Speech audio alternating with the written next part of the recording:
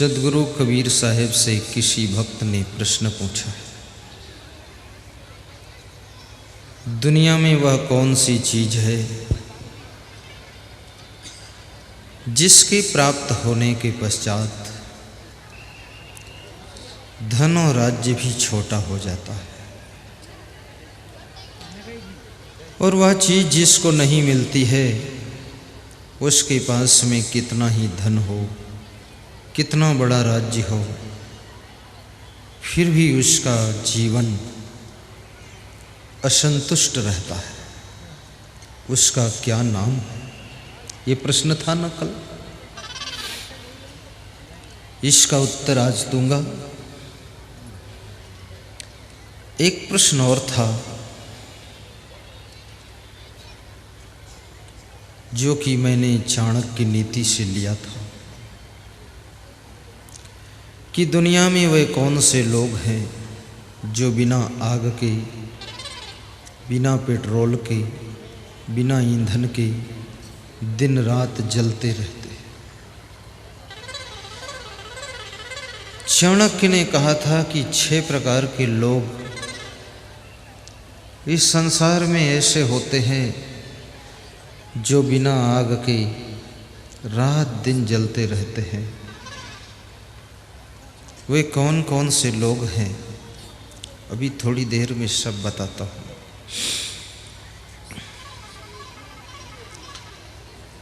अर्जुन श्री कृष्ण से पूछ रहे हैं कि हे भगवान,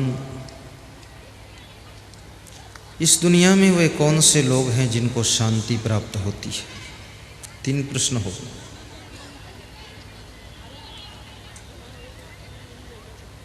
तीनों का उत्तर मैं समझाऊंगा। जिस नगरी में हम सत्संग कर रहे हैं ये पार्वती जी का मायका है, माचलपुर। रजा हिमांचल पिता तुम्हारे, मैनावत महतारी। माँ पार्वती का यहाँ पर जन्म हुआ था। पार्वती मैया की गोद में हम आप सत्संग का रसपान कर रहे हैं। सदगुरु कबीर साहब कहते हैं कि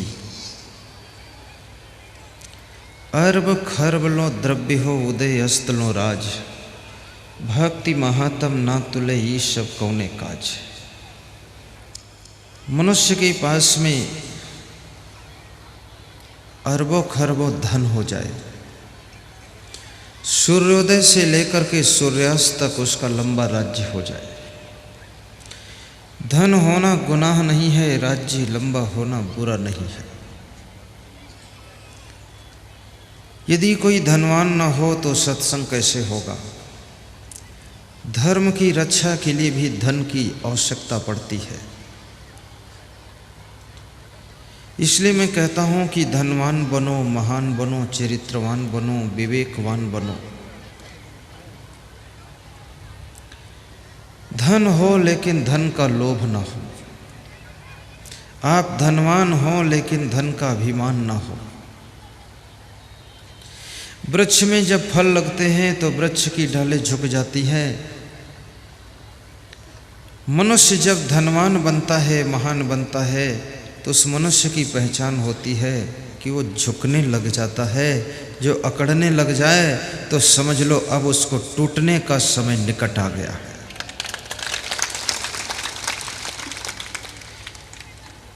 पूर्व सांसद नारायण सिंह, प्रथम मिलन उनसे मेरा जीरापुर में हुआ था। वहीं से मैं उनको देखता हूँ कि बड़े विनम्र व्यक्ति हैं। सीधे हाथ जोड़कर, हाथ जोड़ने भी बिलक बिलक ढंग होता है। कोई ऐसे जोड़ता है, कोई ऐसे जोड़ के खड़ा होता है, कोई ऐसे पकड़ के खड़ा होता है, कोई ऐसे पकड़े रहता है। जोड़ने का मन नहीं है लेकिन जोड़ना पड़ रहा है तो ठीक से जोड़ते भी नहीं हैं। लेकिन जो आस्था से हाथ जोड़ता है, जिसने अहंकार को मार दिया है, जिसके अंदर नम्रता की नदी बह रही है, उसके हाथ ठीक से जुड़ जाया करते हैं, ऐसे विनम्र हो जाया करता है। हाथ जोड़ना और पैर छूना ये हमारी भारतीय संस्कृति के आभूषण हैं। हाथ जोड़कर प्रणाम करना चाहिए। रामचरितमानस में एक चौपाई है, सिया राम मैं सब जग जानी, करहूँ प्रणाम जोरी जुग पानी। पानी मतलब जल नहीं, पानी माने हाथ होता है। यो जोर युग पानी, दोनों हाथ जोड़ करके मैं प्रणाम करता हूँ। सीता और राम का रूप संसार को समझ करके नमस्कार करता हूँ, दोनों हाथ जोड़ करके। ये रामचरितमानस भी हमको सिखाता है कि हाथ जोड़कर नमस्कार करो। महिलाओं में सीता का दर्शन करो और पुरुषों में राम का दर्शन करो। सिया राम मैं सब जग जानी, करहूँ प्रणाम जोरी जुग पानी। कुछ लोगों ने इस चौपाई को थोड़ा चेंज कर लिया है। वे क्या गाते हैं, सिया राम मैं सब जग जानी, और बेच ही दूध मिला वहीं पानी।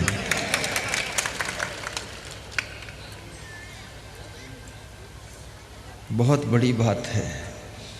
प्रातः काल उठ गई रघुनाथा, माता पिता गुरु नाम ही माथा।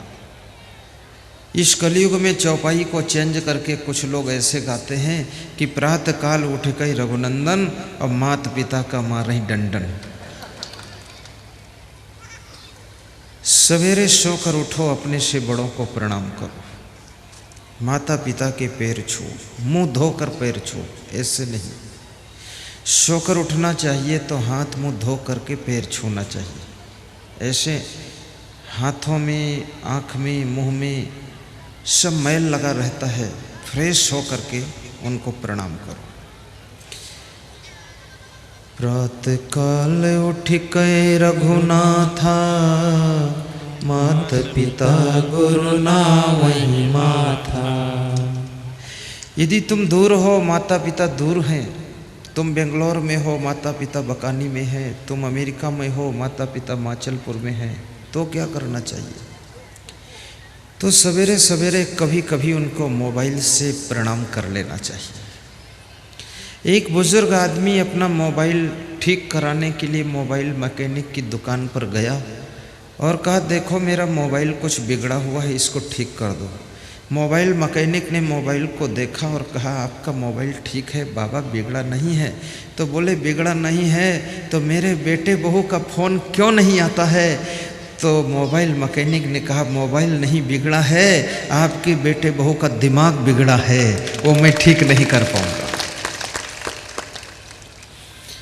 तुम सबको फ़ोन करते हो, सबसे बातें करते हो, मोबाइल करते हो, लेकिन अपने बुजुर्ग माता पिता को, दादा दादी को, सास ससुर को कभी मोबाइल करके बात कर लिया करो। इतनी गुस्सा मत करो, इतना नाराज़ ना हो, मन में टेंशन मत बनाओ। कितने लोग नाराज़ हो जाते हैं, एक साल तक बोलते नहीं हैं। बड़े हिम्मती लोग हैं, 1 साल तक नरक ढोते रहते हैं। गुस्सा का नरक है ये, और क्या है। कितने लोगों की गुस्सा तो ज़िंदगी भर उतरती ही नहीं है।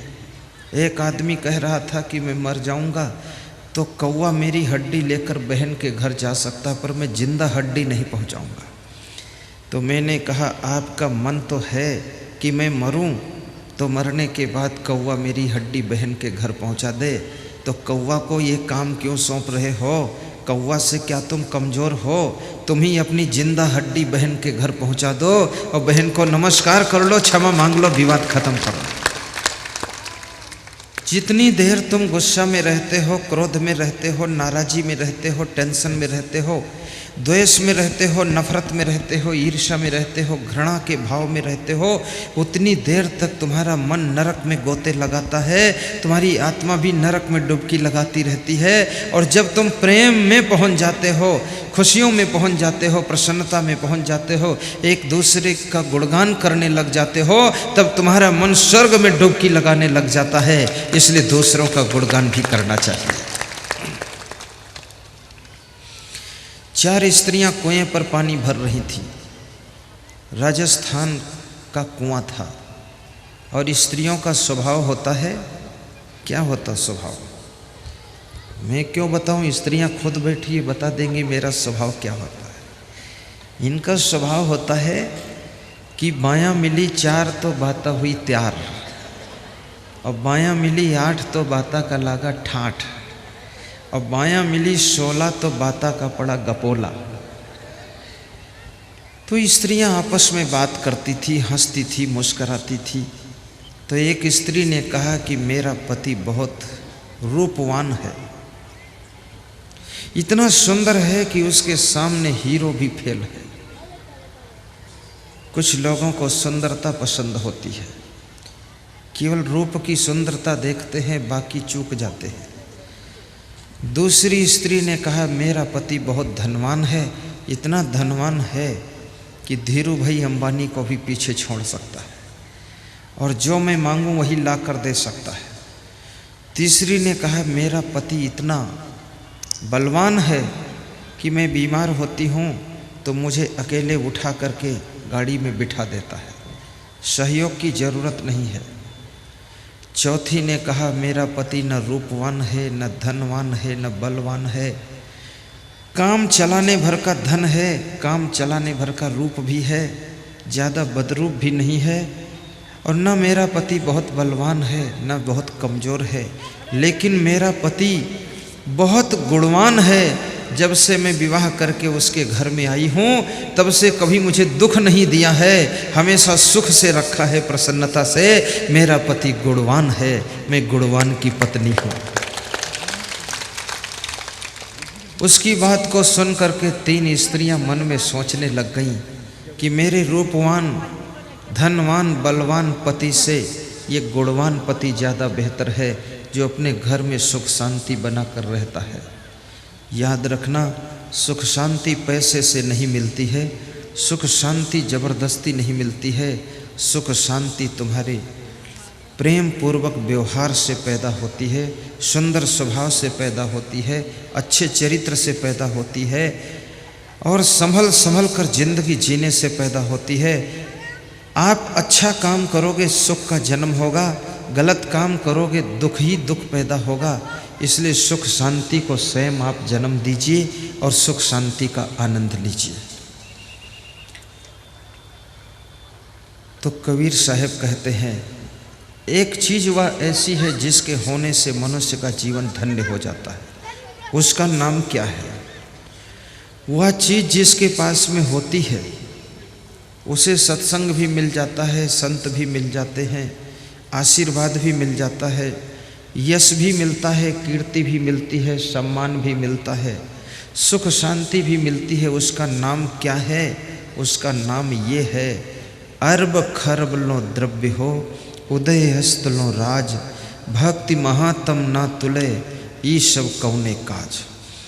मनुष्य के पास में अरबों खरबों धन हो जाए, सूर्योदय से लेकर सूर्यास्त तक लंबा राज्य हो जाए, लेकिन भक्ति को तराजू के एक पलड़े पर रख दिया जाए, धन राज्य को दूसरे पलड़े पर रखा जाए, डांडी पकड़कर उठा दिया जाए, धन और राज्य का पल्ला हल्का हो जाएगा, भक्ति का पलड़ा वजन रहेगा। भक्ति बहुत बड़ी चीज़ है। शिवरी के पास में न धन था न राज्य था। आप विचार कीजिए, गौर कीजिए, शिवरी के पास में क्या था? केवल भक्ति थी। जिनके पास में भक्ति थी उसके यहाँ राम जाते हैं और प्रेम करते हैं। रावण के पास में क्या नहीं है? धन भी है, राज्य भी है, सोने की लंका है, लेकिन राम जब जाते हैं तो रावण को मार देते हैं, और शिवरी के यहाँ जाते हैं तो शिवरी को तार देते हैं, शिवरी को तार देते हैं। भक्ति मुक्ति की चाबी भी है, भक्ति से मोक्ष होता है।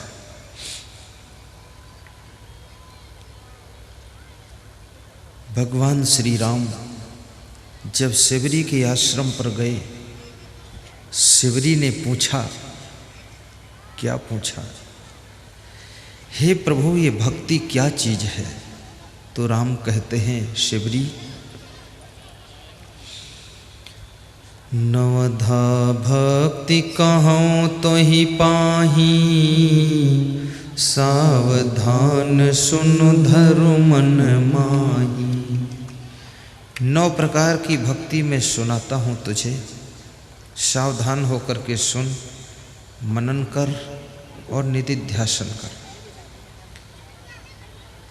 कल्याण के लिए 3 सीढ़ियाँ हैं। प्रथम सीढ़ी है श्रवण, ध्यान से सुनना चाहिए। दूसरी सीढ़ी है मनन करना। जो सुना है उसको मनन करो। आप जैसे यहाँ पर सत्संग सुन रहे हैं, यदि मनन न करें तो आप दूसरी सीढ़ी चूक गई।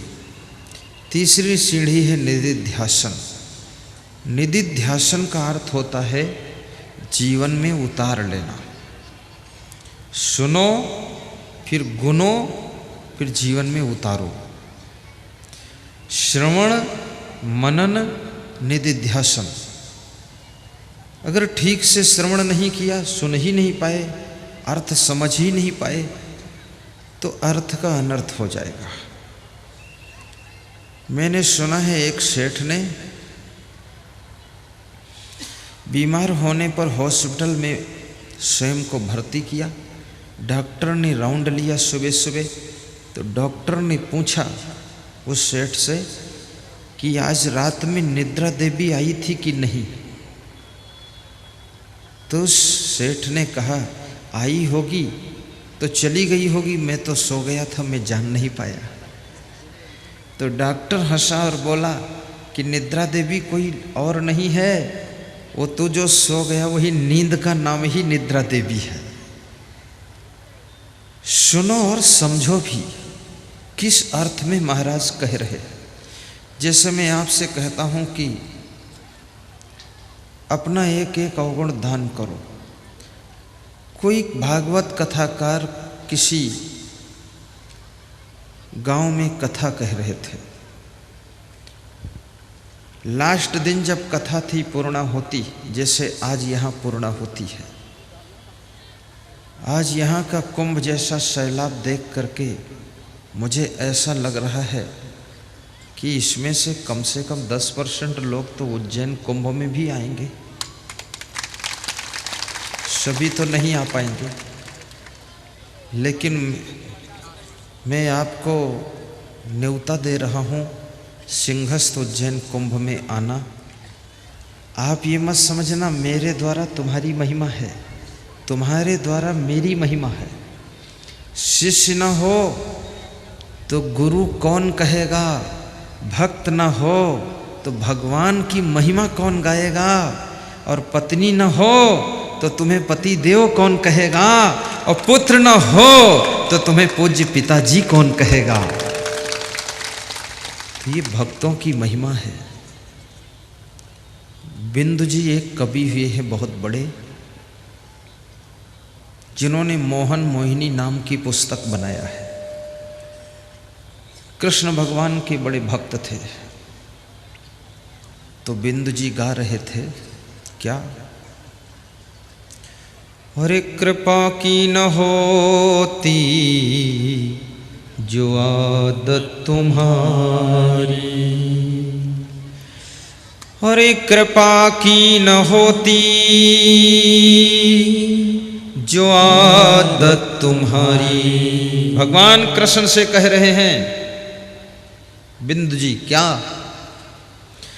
कृपा की न होती जो आदत तुम्हारी, तो सुनी ही रहती अदालत तुम्हारी, तो सुनी ही रहती अदालत तुम्हारी। हे कृष्ण, अगर आपकी कृपा करने की आदत ना होती तो आपकी जो इतनी बड़ी अदालत है ये सब सुनी हो जाती, कौन भक्त आता। कृपा, सन्नाटा हो गया, जोर से बोलो तो सब चुप हो जाते हैं, सोचते हैं कोई बोल रहा है। जब धीरे बोलता हूं तो लोग सोचते हैं कोई भौरा गुनगुना रहा है। कृपा की न होती जो आदत तुम्हारी, तो सुनी ही रहती अदालत तुम्हारी। इस तर्ज में गा दूं। अरे कृपा की न होती जो आदत तुम्हारी, तो सुनी ही रहती अदालत तुम्हारी। दीनों के दिल में जगह तुम न पाते। हम दीन हैं, आपके भक्त हैं प्रभु, दीनों के दिल में जगह तुम न पाते, तो किस दिल में होती हिफाजत तुम्हारी। और गरीबों की दुनिया है आबाद तुमसे, और गरीबों से है बादशाहत तुम्हारी। गरीबों की दुनिया है आबाद तुमसे, गरीबों से है बादशाहत तुम्हारी। अगर हम माया के बंधन में न पड़े होते, माया मोह की जेल में न पड़े होते प्रभु, तो आप अफसर भी नहीं होते। न हम होते मुलजिम, न तुम होते हाकिम, न हम होते मुलजिम। हम मुलजिम हैं, माया में फंस गए, इसलिए तुम हाकिम हो निकालने वाले। न हम होते मुलजिम, न तुम होते हाकिम, न घर घर में होती इबादत तुम्हारी, न घर घर में होती। बहुत ऊंची तान का है ये स्वर, पूरा दम निकल जाएगा मेरा भी। नहीं निकलेगा, क्योंकि बहुत इस गांव में मेरी सेवा हुई है। 3 दिनों से सेवा में कसर नहीं रही, पूरी ऊर्जा बन गई है। तुम्हारी ही उल्फत के द्रग बिंदु हैं ये, तुम्हारी ही उल्फत के द्रग बिंदु हैं ये। द्रग माने आंख और बिंदु माने आंसू की बूंदें। तुम्हारी ही उल्फत के द्रग बिंदु हैं ये, और तुम्हें सौंपते हैं अमानत तुम्हारी। ये आंसू आपकी याद में, आपके प्रेम में निकले हैं प्रभु। ये अमानत आपकी है आंसुओं की, ये आंसू की संपदा आपको सौंप रहा हूं, इसको स्वीकार करो। और हे कृष्ण, मुझ पर कृपा करो। तुम्हारी ही उल्फत के द्रग बिंदु हैं ये, तुम्हें सौंपते हैं अमानत तुम्हारी। कृपा की न होती जो आदत तुम्हारी, तो सुनी ही रहती अदालत तुम्हारी। तो सुनी ही रहती अदालत तुम्हारी, अदालत तुम्हारी। बोलो सद्गुरु भगवान की। तो एक महात्मा कथाकार किसी गांव में कथा कह रहा था। 7 दिन बीत गए, 8 दिन बीत गई, लास्ट दिन 9 दिन आया। पूर्णाहुति होने लगी, आरती हुई, सब आरती में सम्मिलित हो। आरती में सम्मिलित होने से घर का दुख दूर होता है और दरिद्र भी दूर होता है। पूरी कथा 3 घंटे सुनो, 2 घंटे सुनो, और आरती के समय 2 मिनट तसल्ली न कर पाओ तो आपको पूरा फल नहीं मिलता है। इसलिए आरती में सबको सम्मिलित होना जरूर चाहिए। आरती होने के पश्चात महात्मा ने कहा कि सभी श्रोता, सभी भक्तगण एक एक अवगुण का दान करें। तो किसी ने बीड़ी छोड़ा, किसी ने सिगरेट छोड़ा, किसी ने शराब छोड़ा, किसी ने मांस मछली अंडा छोड़ा। एक श्रोता नया नया आया था, पहली बार आया था। कुछ ऐसे श्रोता होते हैं जो जिंदगी में सत्संग में ही नहीं गए हैं, पहली बार फंस गए आकर के, और कहते हैं पहली बार आया और पहली बार में ही डूब गया, बड़ा आनंद आ गया। पछतावा हो रहा है कि इतने दिन यूं ही निकल गए। सत्संग की महिमा निराली है। सत्संग मन को समझा देता है, वाणी को सुधार देता है, स्वभाव को सुंदर बना देता है, चरित्र को चमका देता है, घर को शांति से भर देता है, आपकी उन्नति भी कर देता है। सत्संग सब कुछ दे देता है। जो जो जरूरी है वो कम नहीं रखता है, जो गैर जरूरी है उसको निकाल कर खाली कर देता है।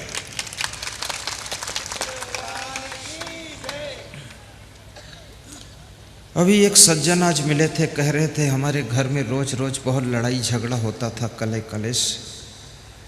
जब से आस्था भजन चैनल पर रात 9 बजे आपका प्रवचन सुना हूँ, झगड़ा सब खत्म हो गया, शांति आ गई। और मैं तो पूरा गम खा लेता हूँ। और मेरी वाइफ में एक ही बहुत बड़ी कमी थी कि वो देर तक सोती थी, कुंभकर्ण की पत्नी थी। तो मैंने कहा अब, बोले अब वो राम की पत्नी सीता हो गई। हमने कहा तुम, बोले मैं तो अभी भी कुंभकर्ण हूँ, तुम तो सुधरो। तो बोले कुछ कुछ सुधरा हूँ। पति भी अपना परिवर्तन करे, पत्नी भी अपना परिवर्तन करे तो घर स्वर्ग बन सकता है। तो एक नए श्रोता का नंबर आया, महात्मा ने पूछा कि तुम क्या छोड़ोगे। तो उसने विचार किया कि मैं क्या छोड़ूं। तो उसने कहा कि मैं आज से बीड़ी छोड़ रहा हूं। बीड़ी छूट गई। महात्मा जी 1 साल बाद फिर आए, 9 दिन कथा हुई, पूर्णाहुति हुई, सबको चेक किया, जिसने जो छोड़ा था छूट गया कि नहीं छूटा। सबने कहा जो छोड़ा था कभी नहीं पकड़ा हूँ। जब उसका नंबर आया तो उससे पूछा कि तुमने बीड़ी छोड़ा था, बीड़ी पिया तो नहीं। उसने कहा जिस दिन से बीड़ी छोड़ा हूँ, छुआ तक नहीं, पीना तो अलग है, संकल्प तो संकल्प होता है, लेकिन माफ़ करना प्रभु, उसी दिन से सिगरेट पीना शुरू कर दिया। 1 फीट गहरे गड्ढे से निकल गए तो 2 फीट गहरे गड्ढे में गिर गए। महात्मा जी ने कहा सिगरेट छोड़ने का संकल्प लो। तो उसने सिगरेट छोड़ने का संकल्प लिया। 2 साल बाद महात्मा जी फिर आए, फिर सत्संग हुआ। 9 दिन बाद पूछा पूर्णाहुति के दिन, किसने जो छोड़ा था वो पकड़ा तो नहीं, फिर से शुरू तो नहीं किया। तो उसने कहा कि मेरा नंबर आ गया बताने के लिए, मैं बता देता हूँ। पहले तो आपके सामने बीड़ी छोड़ा था, दूसरी बार सिगरेट छोड़ा हूँ, और अब मैं आपसे कहना चाहता हूँ जिस दिन से सिगरेट छोड़ा हूँ उसी दिन से शराब पीना शुरू कर दिया हूँ। तो महात्मा ने कहा शराब भी छोड़, फिर से छोड़। तो उसने कहा आज से मैं संकल्प लेता हूँ कि आपका सत्संग ही जिंदगी भर के लिए छोड़ देता हूँ। ये छोड़ना नहीं है। एक बुराई छोड़ो दूसरी सीख लो, तो ये त्याग नहीं है। कहने का तात्पर्य ये है, आपका बिस्तर कितना अच्छा हो, बेड की कीमत 40,000 हो, गद्दे की कीमत 20,000 हो, उसके ऊपर जो चादर बिछी वो 10,000 की हो, लेकिन उस चादर के ऊपर 4-5 कंकड़ पड़े हों नकीले, और आपको उस पर सुला दिया जाए तो नींद नहीं आएगी, क्योंकि आपके पीठ में कंकड़ चुभेंगे। जब आप उठ करके उन कंकड़ों को बीन करके निकाल कर बाहर फेंक देंगे, तब सोएंगे, तब नींद आएगी। बिस्तर आपका साधारण हो, खाट साधारण हो, लेकिन उस पर यदि कोई कंकड़ नहीं है, बिस्तर साफ है, तो आपको आसानी से नींद आ जाएगी। याद रखना, ये जिंदगी का बेड है और हृदय की चादर है। हृदय की चादर पर अगर 2-4 भी अवगुण के कंकड़ पड़े हैं तो जिंदगी पर शांति और आनंद आपको नहीं आ सकता है। उस चादर को सत्संग के झाड़ू से झाड़ दीजिए और जिंदगी में आनंद से विश्राम कीजिए। मेरा अवगुण भरा शरीर प्रभु कैसे तारोगे। मेरा अवगुण भरा शरीर प्रभु कैसे तारोगे। प्रभु कैसे तारोगे, प्रभु कैसे तारोगे। मेरा अवगुण भरा शरीर प्रभु कैसे तारोगे। मेरा अवगुण भरा शरीर प्रभु कैसे तारोगे। बारे बारे आने जाने में, कर्मों के ताने बाने में, मेरी उलझ गई तकदीर प्रभु कैसे तारोगे। गाइए। मेरी उलझ गई तकदीर प्रभु कैसे तारोगे। मेरी उलझ गई तकदीर प्रभु कैसे तारोगे।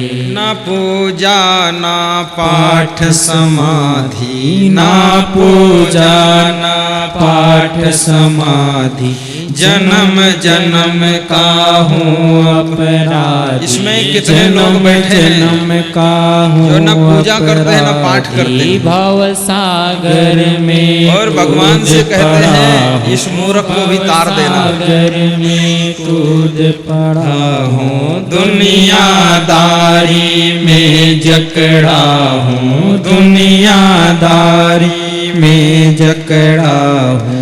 भव सागर में कूद पड़ा हूँ, दुनियादारी में जकड़ा हूँ। मेरे पाँव पड़ी जंजीर प्रभु कैसे तारोगे। मेरे पाँव पड़ी जंजीर प्रभु कैसे तारोगे। मेरे पाँव पड़ी जंजीर प्रभु कैसे तारोगे। आपने किसान को देखा होगा, और इसमें तो बहुत से लोग किसान ही बैठे हैं। इसमें किसान कितने हैं जरा ऊंचे हाथ उठाओ जो किसान हैं। Very good. आगे ये 200-300 महिलाएं बैठी हैं, कहती मैं किसान नहीं हूं, मैं तो इंसान हूं। किसान कितना महान होता है। किसान जब खेती करता है तो खेत में फसल जब बोता है, बीज बोता है, ध्यान देना, कोई चिल्लाना उल्लाना मत। फसल तो बाद को उगती है, घास उसके पहले ही उग जाती है। किसान घास को देख करके हैरान हो जाता है कि बोया तो फसल था लेकिन ये घास कैसे उग गई है। याद रखना, ऐसे तुम भी कर्मों के बीज बोते हो, लेकिन वो कर्मों की फसल तो बाद को उगती है, अवगुणों की घास उसमें पहले ही उगने लग जाती है। वर्षा के समय किसान लोग खेती को खूब निराते हैं, खेती को खूब निराते हैं, खेती को खूब निराते हैं, खेती को खूब निराते हैं। तैसे ही सज्जन बुद्धिमान दुर्व्यसन दुर्गुण को हटाते हैं। तैसे ही सज्जन बुद्धिमान दुर्व्यसन दुर्गुण को हटाते हैं। तैसे ही सज्जन बुद्धिमान दुर्व्यसन दुर्गुण को हटाते हैं। आपने नाम सुना होगा, रत्नाकर नाम का व्यक्ति बहुत बड़ा डाकू था, लुटेरा था। जिसको पा जाता था लूटता था, मारता था, काटता था। सप्तऋषियों के सत्संग के प्रभाव से रत्नाकर डाकू वाल्मीकि ऋषि बन जाता है। इतना बड़ा वाल्मीकि ऋषि बनता है कि भगवान राम भी उनके आश्रम पर जाकर के दंडवत प्रणाम करते हैं। याद रखना, जो व्यक्ति इतना खतरनाक डाकू है वो कितना महान साधु बन सकता है। आप तो डाकू भी नहीं हो तो आप तो बहुत जल्दी महान बन सकते हो, आप में तो देर भी नहीं लगेगी। छोटे छोटे नाव कितनी अच्छी हो, छोटा सा छेद भी नाव को डुबा देता है। जिंदगी कितनी अच्छी हो, एक छोटा सा अवगुण भी आपके यश को अपयश में बदल देता है। इसलिए छोटे से अवगुण को भी दूर करने की कोशिश करना।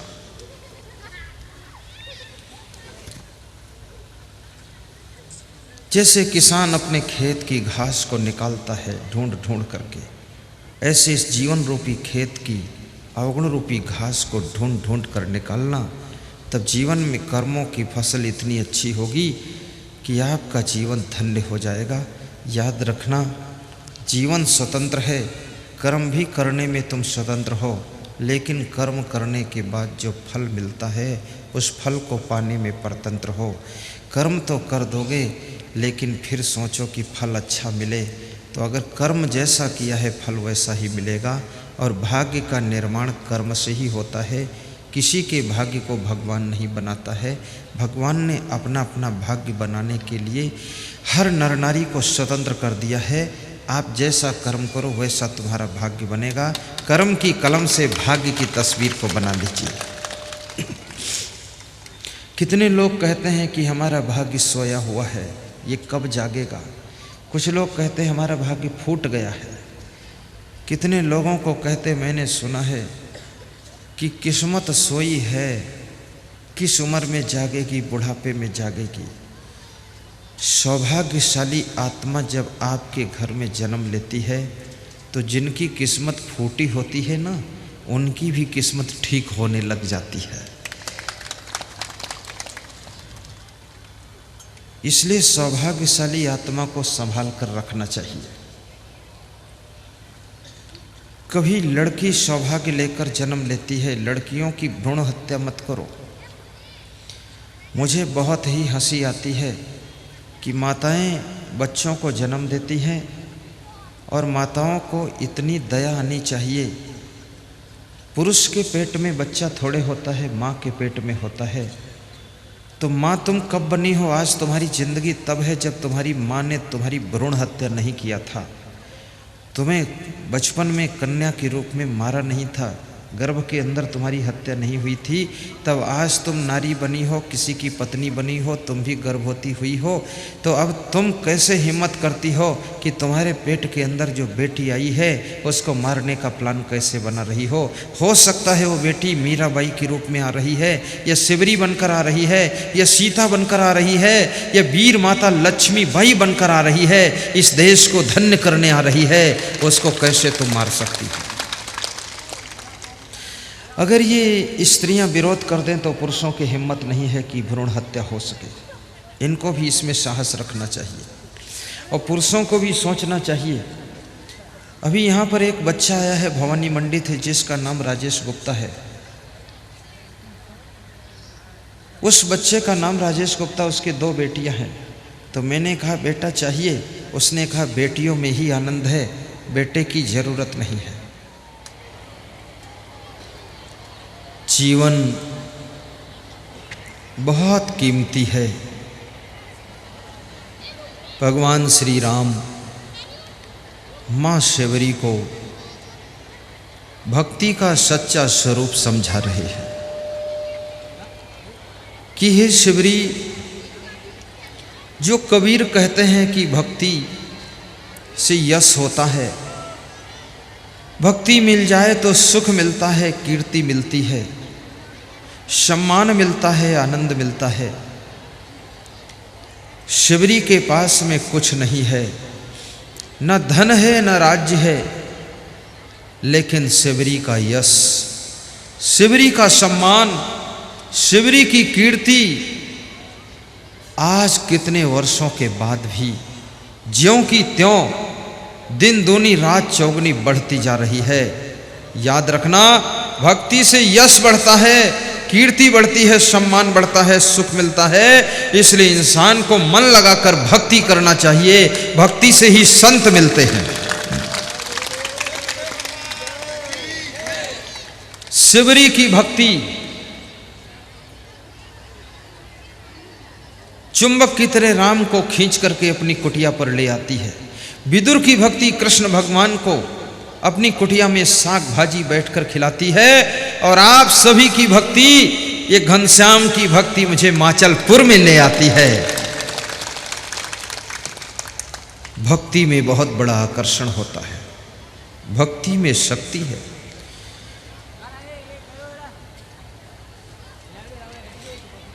भाव दो भक्ति दो, भक्ति की शक्ति दो, मुझको इसके सिवा कुछ नहीं चाहिए। मुझको इसके सिवा कुछ नहीं चाहिए। भाव दो भक्ति दो, भक्ति की शक्ति दो, मुझको इसके सिवा कुछ नहीं चाहिए। धर्म वरदान दो, सत्य का ज्ञान दो, धर्म वरदान दो, सत्य का ज्ञान दो, मुझको इसके सिवा कुछ नहीं चाहिए। मुझको इसके सिवा कुछ नहीं चाहिए। भाव दो भक्ति दो, भक्ति की शक्ति दो, मुझको इसके सिवा कुछ नहीं चाहिए। मुझको इसके सिवा कुछ नहीं चाहिए।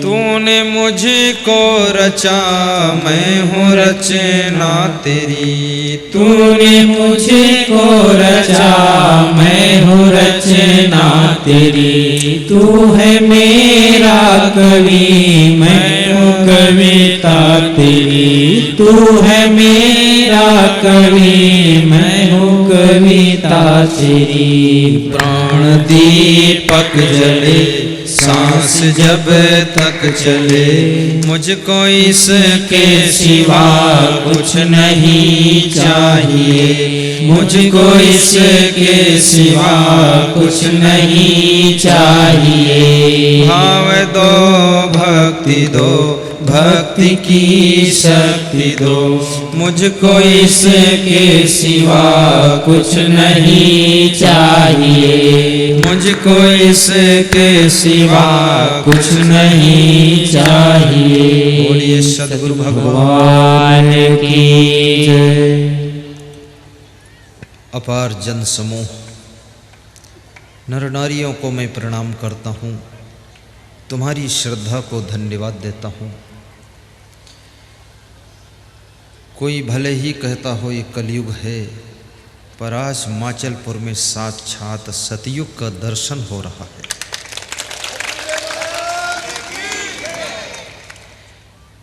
तो भगवान श्री राम शिवरी को 9 प्रकार की भक्ति समझाते हैं।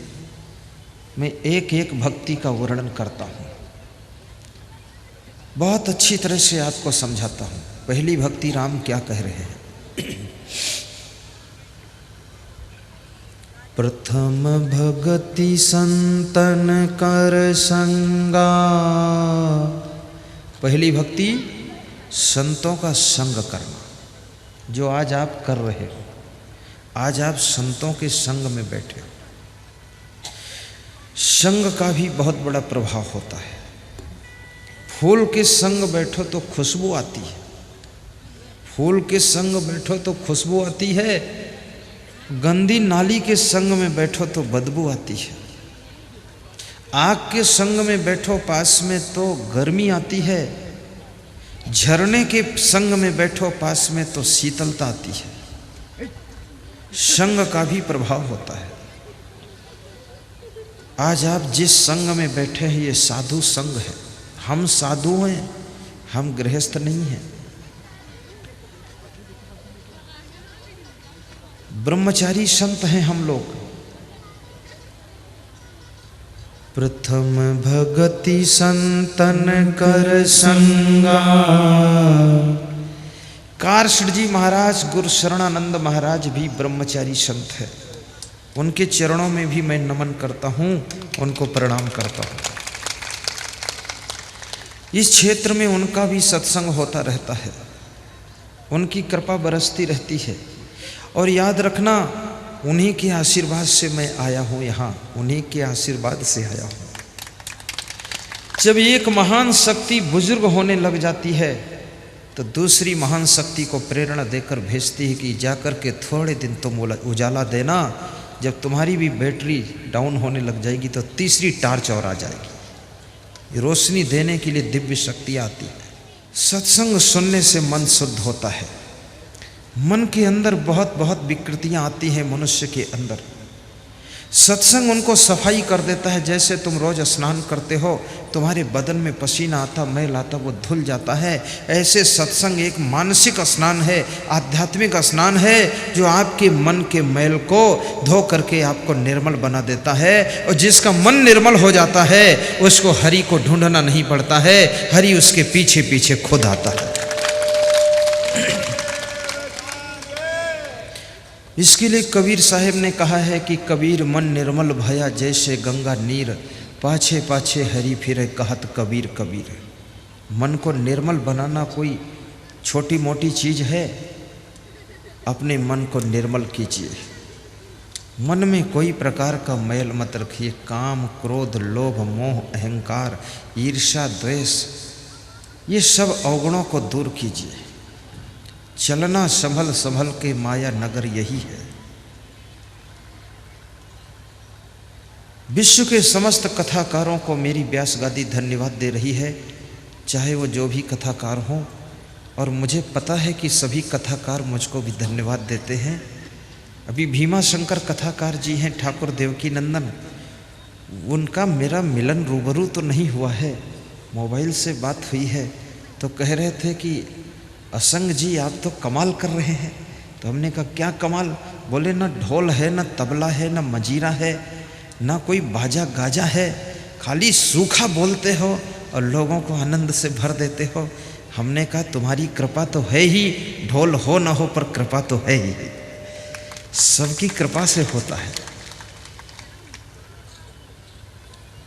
आपके जीवन को मैं सुखद बनाने के लिए आशीर्वाद देता हूँ। और जिस घर की सासू और लाड़ी, पति और पत्नी, पिता और पुत्र सब एक साथ बैठ कर के सत्संग सुने, उनका जीवन धन्य हो जाता है। उस घर में राम राज्य आ जाता है, उस घर का कलह कलेश खत्म हो जाता है, वहाँ लक्ष्मी बरस जाती है, लक्ष्य पूरे हो जाते हैं और वहीं स्वर्ग बन जाता है।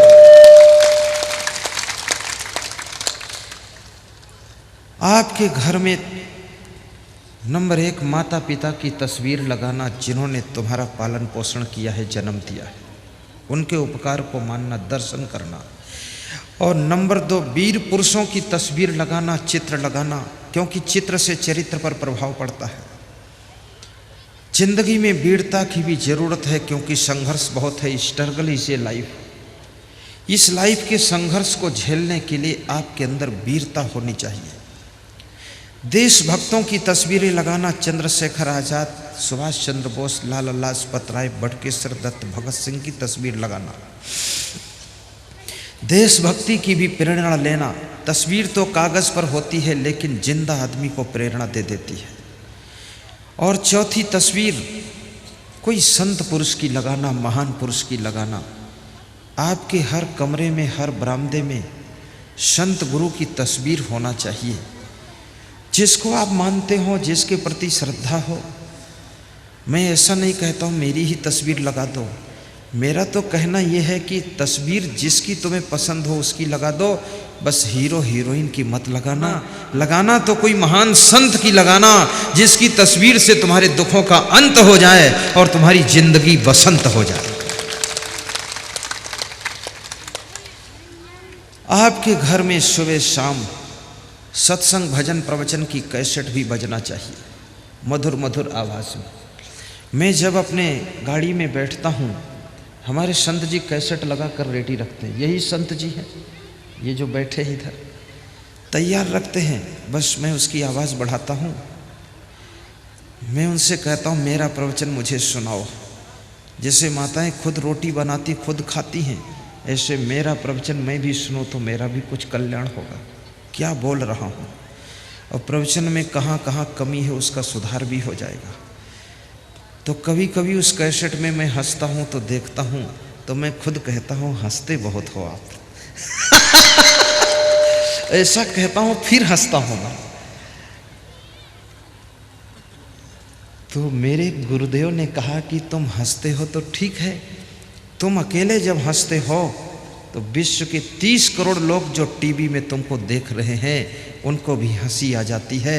माया में फंसे जीव मुश्किल से हंस पाते हैं। तुम्हारी एक हंसी करोड़ों को हंसी देकर चली जाती है। हंसने से टेंशन कम होती है, हंसने से तनाव कम होता है, हंसने से आनंद आ जाता है, हंसने से नींद भी मीठी आती है, हंसने से भूख खूब लगती है, हंसने से पाचन तंत्र सही रहता है, हंसने से मेमोरी स्ट्रांग रहती है, और हंसने से हार्ट अटैक नहीं होता है, और हंसने से ब्रेन हेमरेज नहीं होता है, और हंसने से बहुत कुछ नहीं होता है, लेकिन हंसने से सब कुछ होता भी है। भगवान कृष्ण का स्वभाव हंसने का था। हमारे देश का भगवान भी तो हंसता था।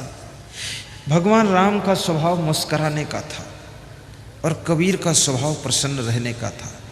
जब तुम प्रसन्न रहते हो तो समझ लेना कबीर के सिस्टम में हो। जब मुस्कुराते हो तो तुम पे राम का प्रभाव दिखता है। जब हंसते हो तो कृष्ण जैसी तुम्हारी हंसी आती है। तब ये दुनिया की माताएं जसोदा बन करके तुमसे प्रेम करती है। हंसना भी एक कला है, हर आदमी हंस भी नहीं सकता है।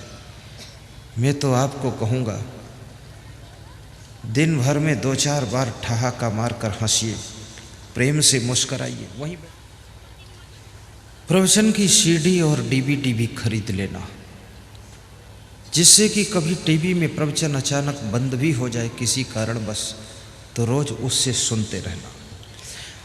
पुस्तक भी साधु संतों के द्वारा लिखी हुई पढ़ना चाहिए, सार सार बातें रहती हैं। एक सज्जन की बेटी पुस्तक लेकर अपने घर गई, उसने खाट पर डाल दिया। पुस्तक में कांटा लगा होता ना उसको सेट रखने के लिए, तो उसका कांटा थोड़ा निकल गया। उस बेटी का पिता आया और उसी खाट पर लेट गया, उस पुस्तक के ऊपर लेट गया, तो उसकी पीठ में कांटा चुभा। तो उसने देखा ढूंढ के क्या चुभ रहा है, तो पुस्तक निकाला, तो लेटे लेटे पढ़ रहा था। पढ़ते पढ़ते उसको ज्ञान हो गया वो शराब पीता था। तो उसने क्या पढ़ा उस पुस्तक में कि शराब मनुष्य नहीं पीता है, बल्कि शराब मनुष्य को पी जाती है। शराब पीने वाले आज जिंदा नहीं है, लेकिन शराब ने जिन्होंने पिया था वो तो मर गए, पर शराब आज भी जिंदा है। इसलिए शराब आदमी को पीती है, आदमी शराब नहीं पीता है। बुद्धिमान शराब को त्याग करता है। इस सेंटेंस को पढ़ करके उस व्यक्ति ने सोचा मैं तो बहुत गलती कर रहा हूँ। उसने शराब पीना छोड़ दिया। आपके घर में सद्ग्रंथ रखे रहना चाहिए, जिससे कि कभी कोई अगर पढ़ेगा तो उसका दिमाग ठीक हो जाएगा। सद्ग्रंथों का प्रभाव होता है। और स्वाध्याय करना चाहिए। अखबार केवल 10 मिनट पढ़ो, आधा घंटा समय निकाल करके रामायण, गीता, भागवत, उपनिषद, वेद, कबीर का बीजक और संत महात्माओं की लिखी हुई छोटी छोटी पुस्तकें। अभी एक सज्जन कह रहे थे मेरे से कि एक आपकी पुस्तक पढ़ा हूँ, बरसे कंबल भीजे पानी। बोले उसका नाम पढ़ करके टाइटल देखकर बड़ा अद्भुत लगा कि बरसे कंबल भीजे पानी, क्या कहीं कंबल बरस सकता है, पानी भीग सकता है? तो मैंने पुस्तक लिया कि देखूं है क्या इसमें। तो उसमें देखा तो आपने ऐसे ढंग से समझा है कंबल कौन है, पानी कौन है, कौन बरसता है, क्या बरसता है, कैसे भीगता है। बड़ा डिटेल आपने 100-150 पेज में दे दिया है। यही स्टॉल पर बस है कंबल भीजे पानी पुस्तक मिल रही है, जीने की राह पुस्तक मिल रही है, जिए तो जिंदगी कैसे जिए इस पर भी मिल रही है। और जितने भजन में गाता हूँ उसकी एक छोटी सी पुस्तक बना दिया हूँ। बहुत से भक्त लोग मुझसे कहा करते थे कि अपनी पुस्तक हमको लिख दो भजन कुछ कलम से। मैंने कहा कहाँ तक लिखूं, तो एक पुस्तक ही छपा दी है संग्रह भजनावली, वो भी स्टॉल पर मिलती है। जो भी गाता हूँ उसके अंदर सब है, 150 भजन है। खूब पढ़ो, याद करो, गाओ। गला न चलता हो फिर भी गाओ, आनंद आएगा। गाने से भी मन को शांति मिलती है, प्रसन्नता मिलती है। गाना भी एक कला है, गुनगुनाया करो, गाया करो। गंदे गीत कभी मत गाओ। अश्लील गीत गाना गाया न कीजिए, भूल कर को संग में जाया न कीजिए। जय हो। भूल कर को संग में जाया न कीजिए। जीवन में अगर कोई चिंता हो, टेंशन हो, थोड़ी देर ध्यान में बैठना, सूरज की ओर मुंह करके सवेरे 2 मिनट ध्यान करना, लंबी सांस लेना, थोड़ा प्राणायाम करना, हरे भरे वृक्षों को, लान को, खिले हुए फूलों को देखना, उगते हुए सूरज का दर्शन करना, तुलसी की 5 पत्तियां खाकर चबाना, एक लौंग मुंह में रस कर लेकर चूसना, और फिर अकेले बैठ करके थोड़ा सा धर्म ग्रंथ को पढ़ना, और मोबाइल में मेमोरी चिप से प्रवचन चालू करना, 10 मिनट सुनना और जोर से ठहाका मारकर हंसना। आपकी टेंशन 90% दूर हो जाएगी। तुम पाओगे कि तुम एक ताजे इंसान हो गए हो।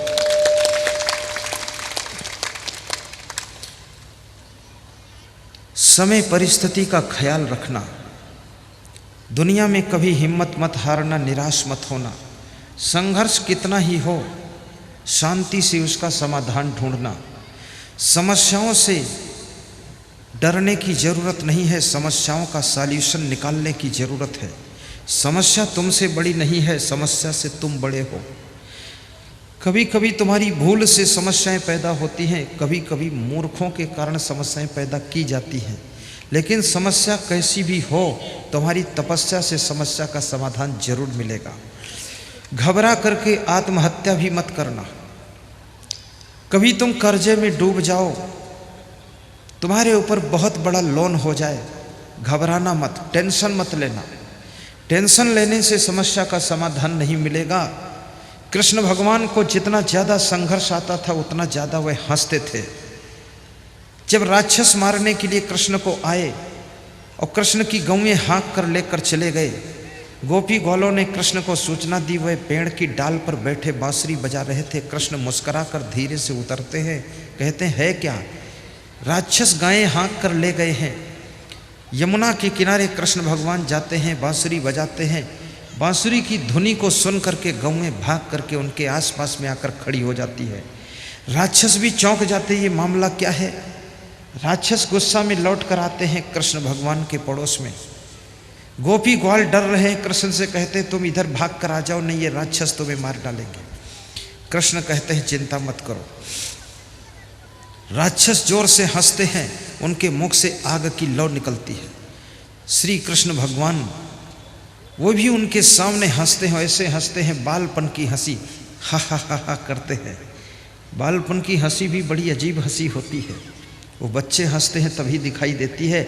जिसके पास में बालपन की हंसी होगी तो याद रखना उसकी मेमोरी बहुत हाई होगी, और जिसके पास जवानी की हंसी होगी थोड़ा मेमोरी कम होगी, और जिसके पास बुढ़ापे जैसा मायूस चेहरा होगा उसकी मेमोरी बहुत डाउन हो जाएगी।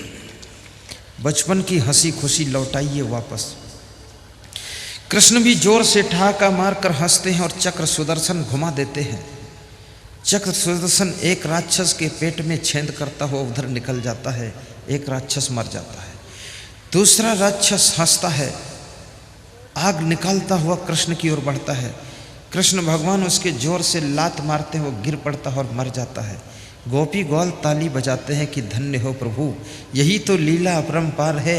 इतने बड़ी बड़ी मूंछों वाले राक्षस एक बाल कृष्ण से हार जाते हैं।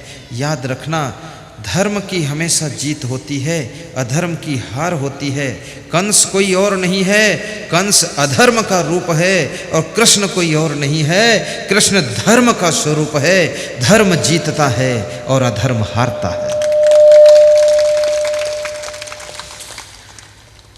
यदा यदा ही धर्मस्य ग्लानिर्भवति भारत अभ्युत्थानम अधर्मस्य तदात्मानं सृजाम्यहम् परित्राणाय साधूनां विनाशाय च दुष्कृतां धर्म संस्थापनार्थाय संभवामि युगे युगे।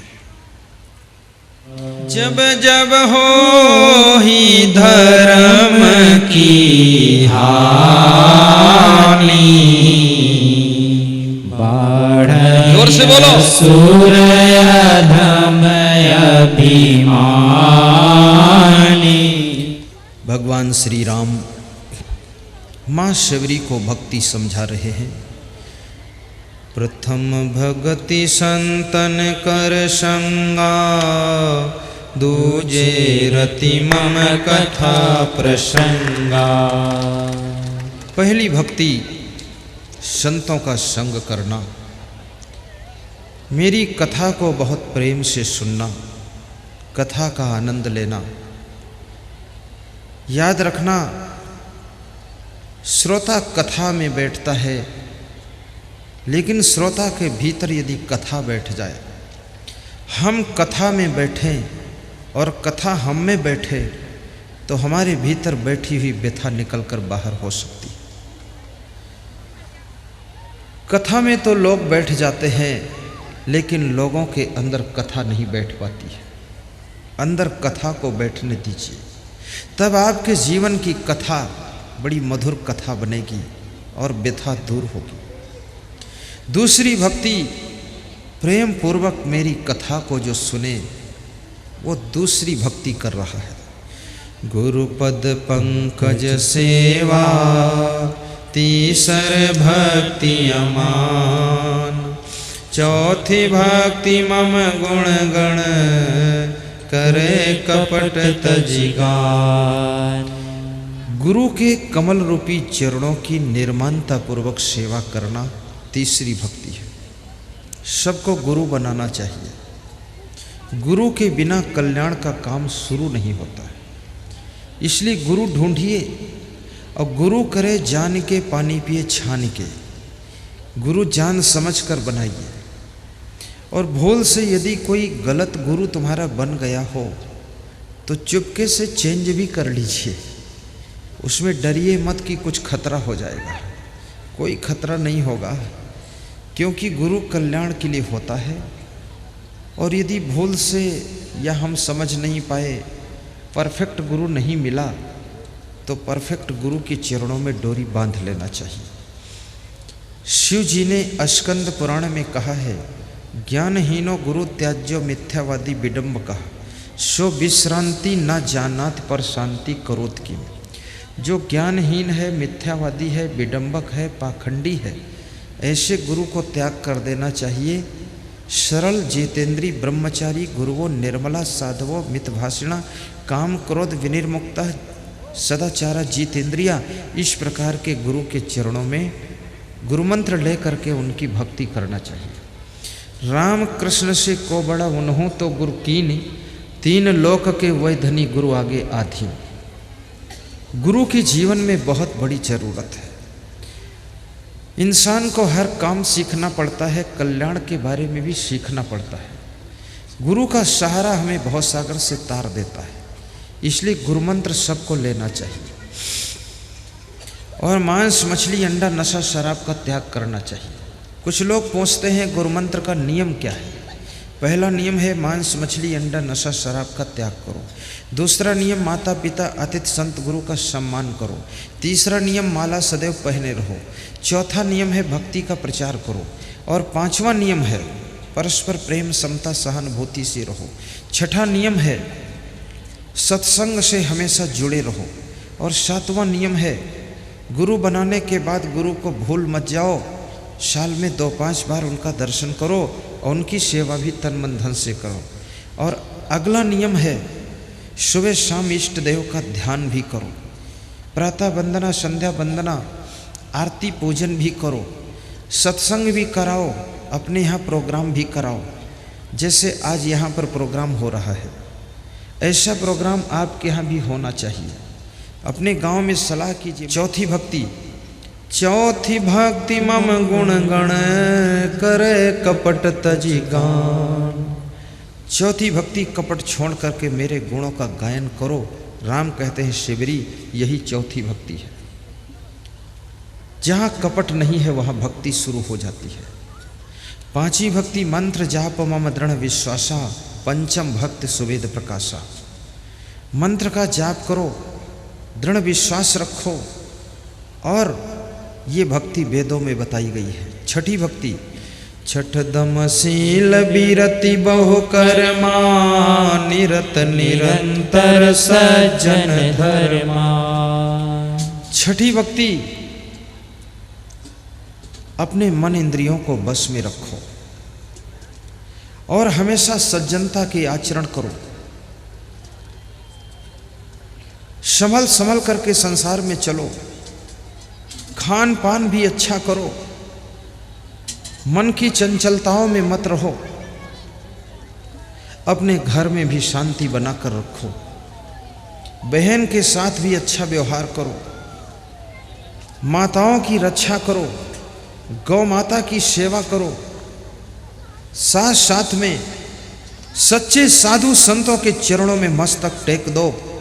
भगवान राम ने वाल्मीकि को दंडवत किया था, अगस्त मुनि को प्रणाम किया था, भरद्वाज के चरण छुए थे, उनके आशीर्वाद से भगवान राम लंकापति को जीत सके थे। सतुई सब मोह मैं जग देखे, मोते अधिक संत कर लेखे। राम कहते हैं कि सात्विक भक्ति, संसार के नर नारियों को मेरे समान समझना, और यदि कहीं संत मिल जाए तो उनको मुझसे भी बड़ा समझना। वाह वाह, राम ने संतों का स्थान कितना ऊंचे पर उठा दिया है। भगवान कहते हैं मुझसे भी बड़ा यदि कोई है तो वो संत है। इसलिए मैं साधु समाज को निवेदन करता हूँ कि साधु समाज कृपया अपनी साधना को उज्जवल रखें, ऊंची तपस्या करें। जिनको भगवान भी मानते हैं, जिनकी पूजा करते हैं, ऐसे संत महात्मा को बहुत ही संभल करके साधना करना चाहिए, ताकि भगवान श्री राम का मन भी खुश हो और पूरे मनुष्य जाति का कल्याण हो सके। अठुई यथा लाभ संतोषा, सपन हूँ नहीं देखहि पर दोषा। अठुई यथा लाभ संतोषा, सपन हूँ नहीं देखहि पर दोषा। भगवान श्री राम माता शिवरी को भक्ति समझा रहे हैं कि आठवीं भक्ति जितना आपको प्राप्त हो जाए उसी में संतोष करना। हाय हाय मत करना, टेंशन मत करना। संतोष के बिना सुख नहीं है। ये संतोष कितनी अच्छी चीज है, इसका अर्थ सही समझना।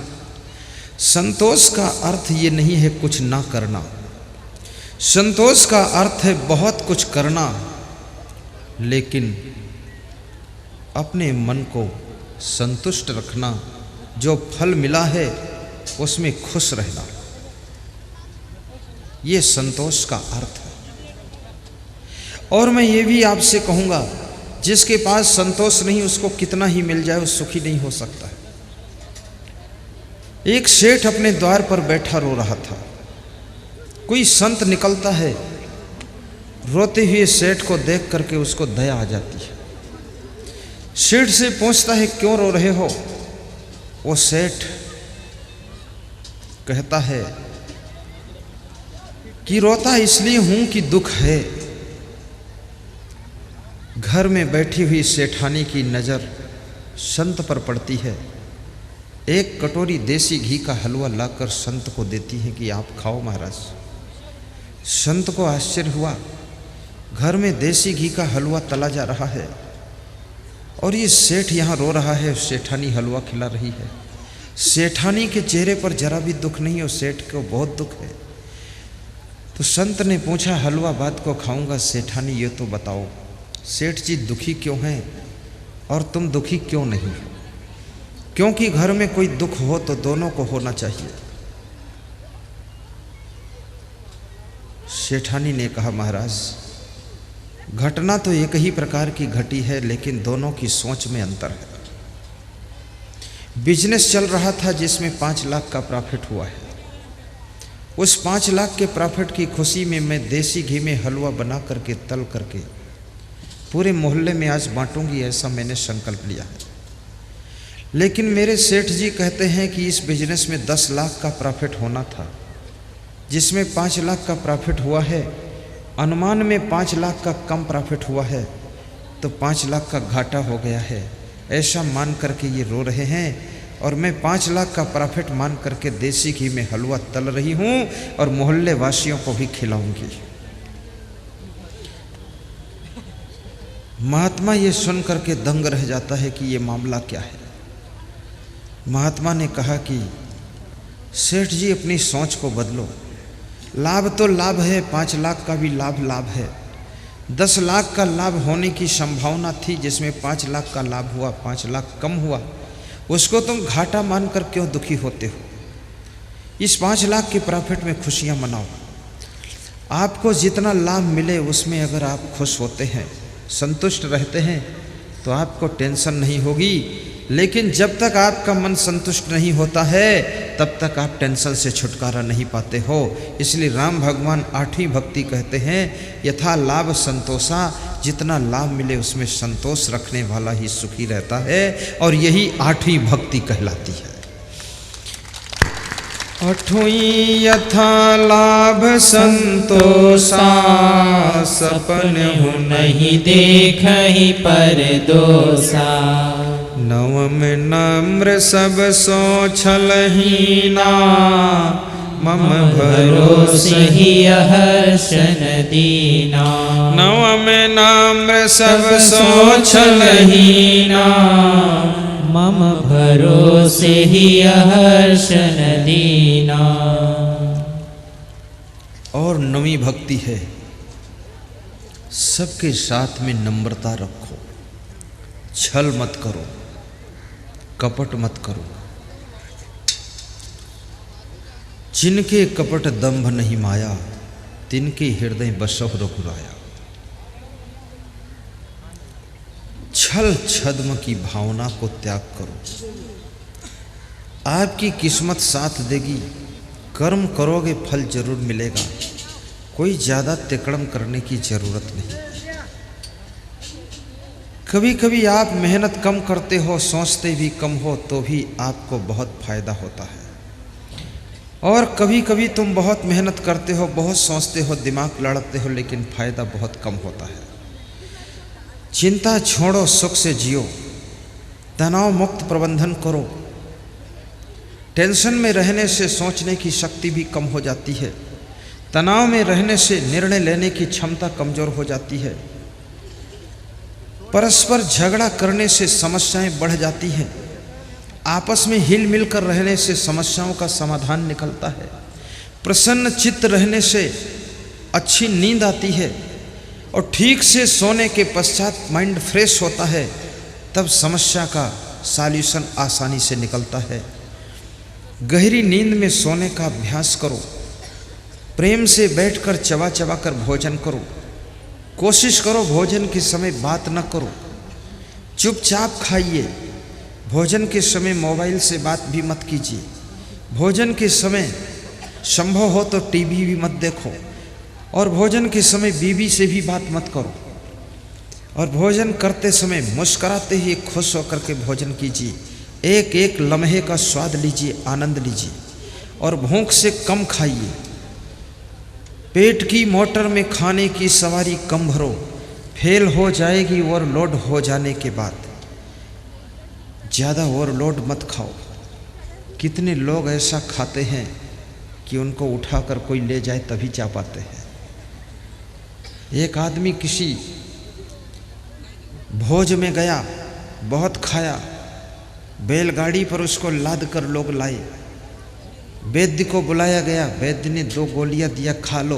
तो उसने कहा 2 गोली खाने भर की जगह होती तो 2 लड्डू और ना खा लेता हूँ, इतनी भी जगह नहीं है।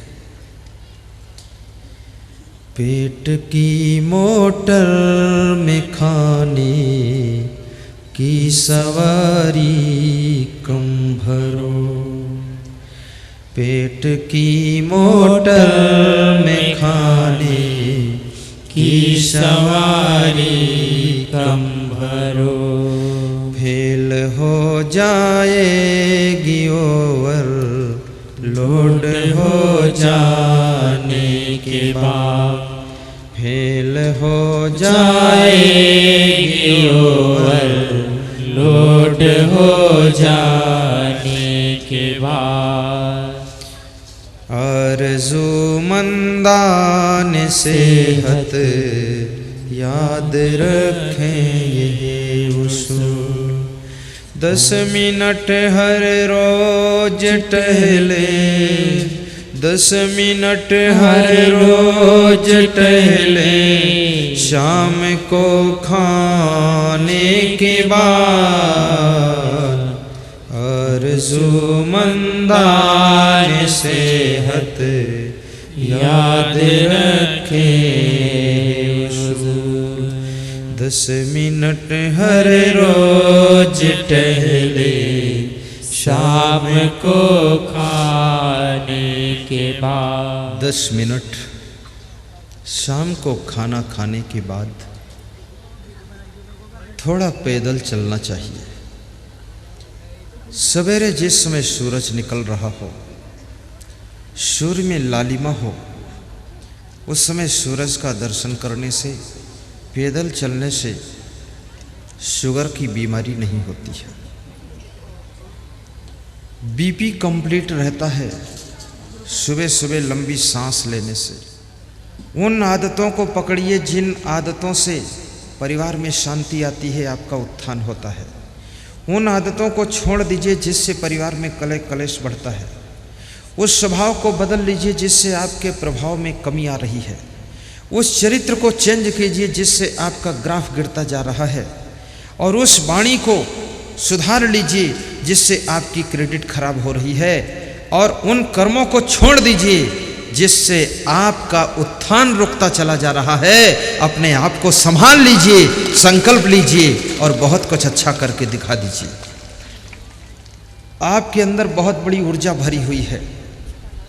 बहुत कुछ करने के लिए इस धरती पर तुम आए हुए हो। नौम नम्र सबसों छलहीना, मम भरोस ही हर्ष न दीना। नवी भक्ति क्या है? नम्रता पूर्वक छल छोड़ करके राम कहते हैं मेरी भक्ति करो। जिनमें 9 में से एक भक्ति होगी उन पर भी मेरी कृपा रहेगी। शिवरी तेरे में तो सभी भक्तियां हैं, तू तो कृपा की पात्र है। तेरा जीवन धन्य होगा, तेरा कल्याण होगा। अर्ब खर्ब लो द्रव्य हो, उदय अस्त लो राज। भक्ति महात्म ना तुले, ये सब कौने काज। मनुष्य के पास में अरबों खरबों धन हो जाए, सूर्योदय से लेकर सूर्यास्त तक लंबा राज्य हो जाए, लेकिन भक्ति के मूल्य के बराबर नहीं तौला जा सकता है। इसलिए भाइयों बहनों, भक्ति करना, शांति से रहना, नशा व्यसन से दूर रहना, अपने घर में गम खाना, गुस्सा को भी कंट्रोल करना, अपने पिताजी के ऊपर भी गुस्सा न करना, भाई के ऊपर भी गुस्सा न करना, सह लेना, छोटे बन जाना, नम्रता धारण करना। आपके घर में जो सबसे अधिक विकास में लगा हुआ है, जो ज़्यादा चिंतन करता है, बहुत होशियार है, उसके मन को प्रसन्न रखना, उसको परेशान न करना, उसका अपमान न करना, उसकी बात को हंसते हंसते मान लेना। तब आपका घर उन्नति करेगा। यदि उसको आपने तंग किया तो आप कितनी ही मेहनत करो, आपकी उन्नति नहीं होगी। हर चीज़ में मास्टरपीस बनने की कोशिश करो। मास्टरपीस बनोगे तभी आपकी उन्नति होगी। मास्टर माइंड बनोगे तभी उन्नति होगी। चाहे आप संत बनो, अगर मास्टरपीस नहीं हो तो संत तो ऐसे बहुत घूम रहे हैं। आप नेता बनो, अगर मास्टरपीस नहीं हो तो कभी राजनीति में सफल नहीं हो पाओगे। मास्टर माइंड भी बनिए, नेतृत्व करने की कला सीखिए, बोलने की कला सीखिए और सुनने की भी कला सीखिए। कहीं बोलने को ना मिले तो क्रोध नहीं आना चाहिए। शांति से बैठकर सुनना भी सीखो। जो अच्छा श्रोता बन सकता है वही एक दिन अच्छा वक्ता भी बन सकता है। इस बात को याद रखना। डेल कार्नेगी ने बहुत अच्छी बात कही है कि अपनी गलती को तुरंत स्वीकार कीजिए, दूसरों की गलती को क्षमा भी कीजिए। डेल कार्नेगी पाश्चात्य विद्वान हुआ है जिसने बहुत गजब की पुस्तक लिखी है। उस पुस्तक को जो बिजनेसमैन पढ़ लेगा सफलता जरूर मिलेगी, राजनेता पढ़ लेगा उसको भी सफलता मिलेगी। उस पुस्तक का नाम अभी खोलने जा रहा हूं, अभी बता दूं। 95 रुपीज़ की पुस्तक मिलती है, यहाँ तो नहीं मिलेगी, इस स्टॉल पर नहीं है।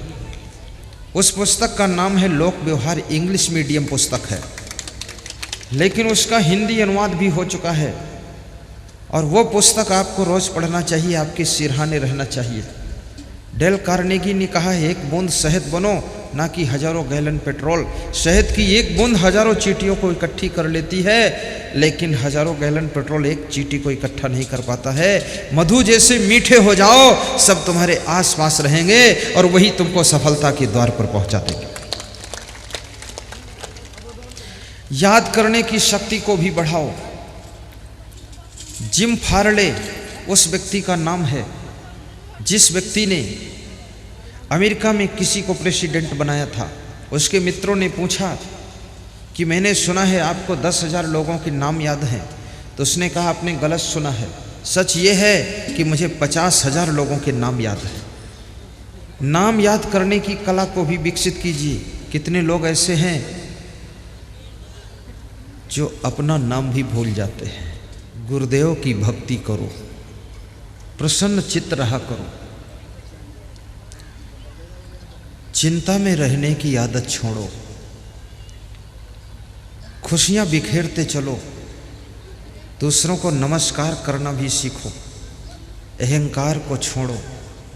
कबीर साहब कहते हैं देशभक्ति, गुरु भक्ति, मातृभक्ति, पितृभक्ति, गौ भक्ति, ये सभी भक्ति आपको करना है। आपका इंतज़ार कर रहा है देश, आपका इंतज़ार कर रहा है कोई गुरु। गौ माता भी आपका इंतज़ार कर रही है। भारत माता की भी भक्ति करो, भारत का नाम ऊंचा करना, अपने माता पिता का गौरव उठाना, अपने गुरु का इतना गुणगान करना। स्वामी विवेकानंद जैसे गुरु को बहुत ऊंचाई तक पहुंचाना। याद रखना, धर्म पुत्र अगर है तो माता पिता के यश को बढ़ाता है, और पुत्र अगर धर्म पुत्र नहीं है तो उनके बनाए हुए यश को भी अपयश में बदल देता है। आपका जीवन धन्य हो।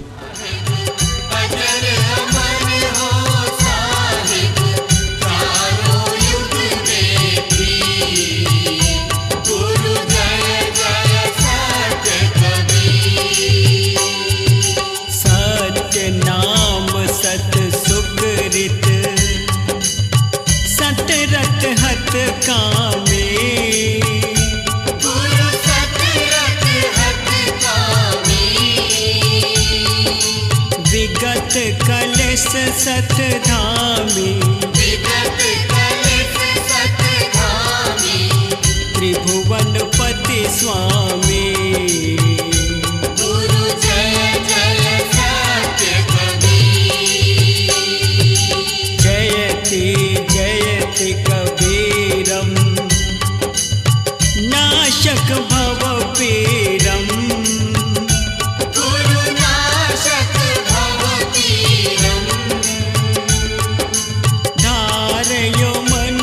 शरीरम धारयो मनुज शरीरम, शिशुवर सरतीरम।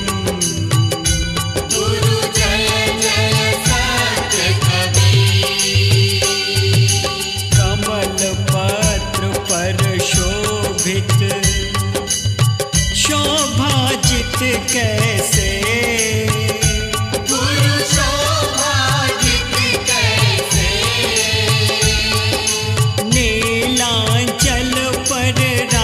चित